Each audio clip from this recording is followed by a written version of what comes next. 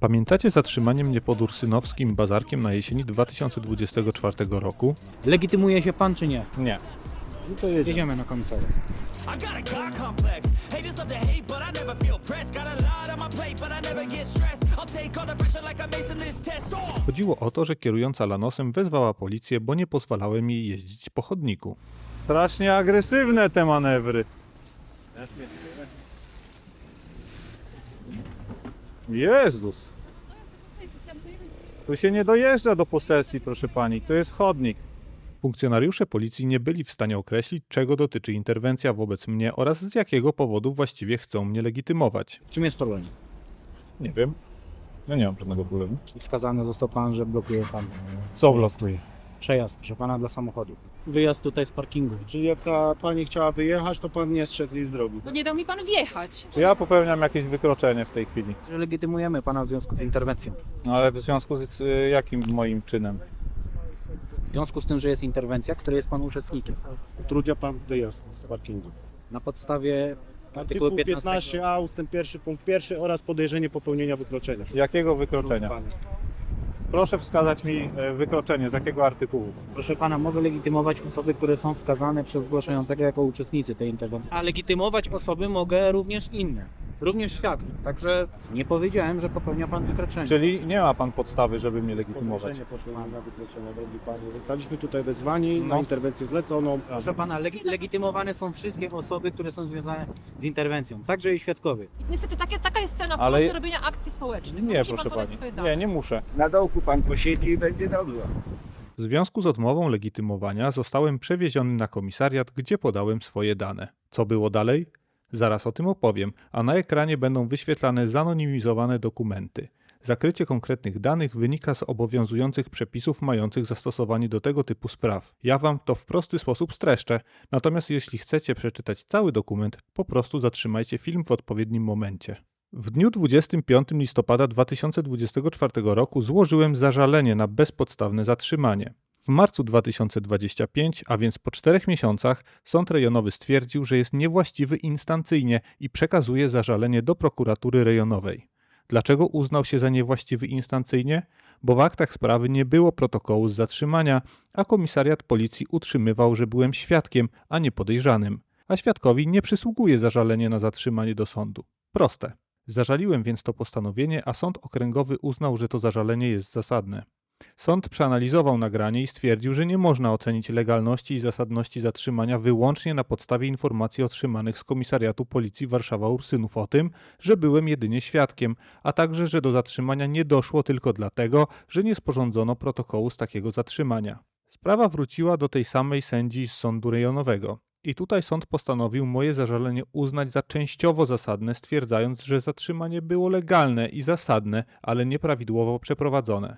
Zdaniem sądu byłem jednak nie tylko świadkiem, jak zaznaczył Komisariat Policji Warszawa-Ursynów, ale też osobą podejrzaną o wykroczenie niewylegitymowania się z artykułu 65a Kodeksu Wykroczeń. Warto zaznaczyć, że sąd w żadnym wypadku nie weryfikował zasadności samego legitymowania, ale najciekawsze w całym tym postanowieniu jest to, że sąd zachęcił policję do sporządzenia odpowiedniego wniosku o ukaranie mnie za odmowę legitymowania. Sąd rejonowy stwierdził również, że moje zachowanie było prowokacyjne, podczas gdy wcześniej sąd okręgowy wskazał, że interwencja przebiegła spokojnie i nie przejawiałem żadnej agresji, a jedynie dociekałem podstawy prawnej legitymowania. Co było dalej? Ursynowska policja ochoczo przyjęła propozycję sądu i we wrześniu 2025 skierowała wniosek o ukaranie mnie za wykroczenie z artykułu 65 paragraf 2 Kodeksu Wykroczeń oraz 65a Kodeksu Wykroczeń.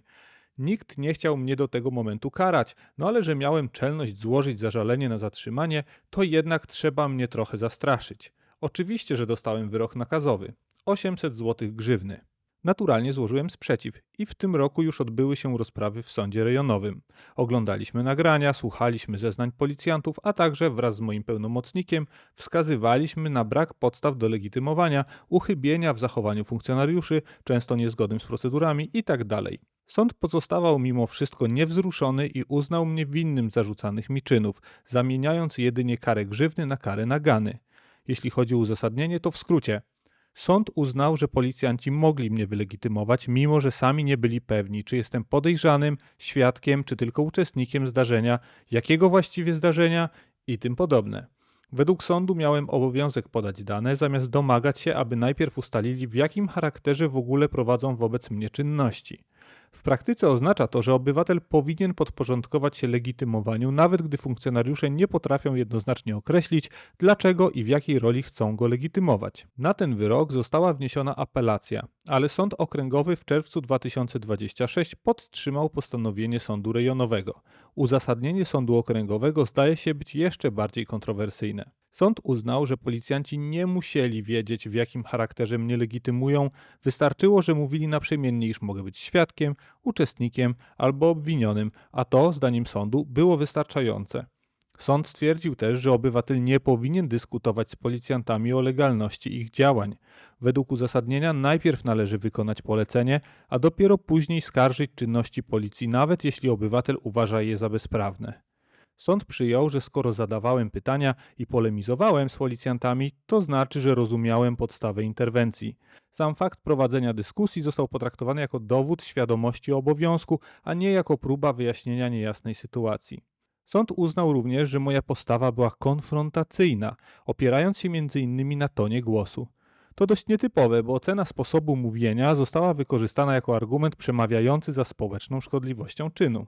Sąd utrzymał wyrok mimo wcześniejszego zwrócenia uwagi przez policję. Tak jest, w toku postępowania ustalono, że już wtedy pod Bazarkiem funkcjonariusze zastosowali wobec mnie tzw. zwrócenie uwagi za niewylegitymowanie się. Mimo to, jak już wiecie z tej historii, Komisariat Policji Warszawa-Ursynów postanowił skierować wniosek o ukaranie mnie, a sąd to przyklepał. Jaki jest morał tej historii?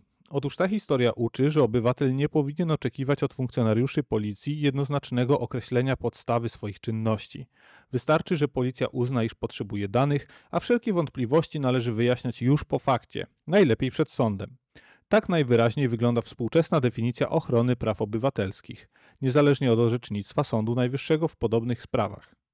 I żebyśmy mieli jasność, ja doskonale wiem, że muszę się wylegitymować jako świadek wykroczenia lub osoba zgłaszająca. Tyle tylko, że w trakcie interwencji funkcjonariusze nie powiedzieli, czego świadkiem właściwie miałbym być. Musicie również wiedzieć, że wobec kierującej lanosem funkcjonariusze zakończyli czynności, zanim w ogóle do mnie podeszli. Tak wynika z dokumentacji związanej z tą interwencją. Cóż, jeśli chcieliście wiedzieć, czym zakończyła się sprawa spod Bazarku, no to już wiecie. Dziękuję za uwagę.